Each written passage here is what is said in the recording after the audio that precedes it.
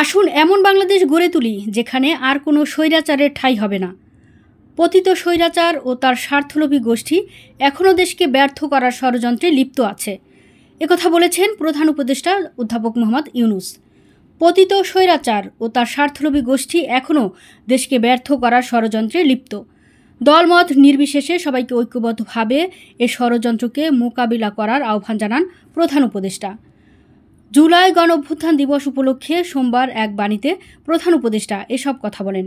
অধ্যাপক ইউনূস বলেন, টানা ১৬ বছরের স্বৈরাচারী অপশাসনের বিরুদ্ধে সম্মিলিত বিস্ফোরণ ছিল জুলাই গণঅভ্যুত্থান।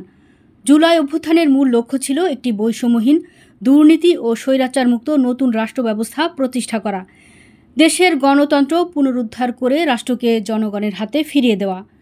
জুলাই আন্দোলনে অংশগ্রহণকারীদের অভিনন্দন জানিয়ে প্রধান উপদেষ্টা বলেন, বাংলাদেশের ইতিহাসের এক অবিস্মরণীয় দিন ৫ই আগস্ট।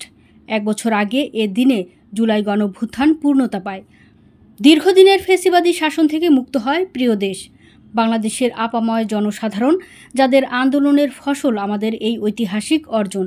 প্রধান উপদেষ্টা বলেন, আমাদের গণতান্ত্রিক অভিযাত্রাকে ত্বরান্বিত করতে রাজনৈতিক ও নির্বাচন ব্যবস্থা এবং প্রয়োজনীয় সব সংস্কারের রাজনৈতিক দল ও অংশীজনদের সঙ্গে আলোচনা চলমান আছে।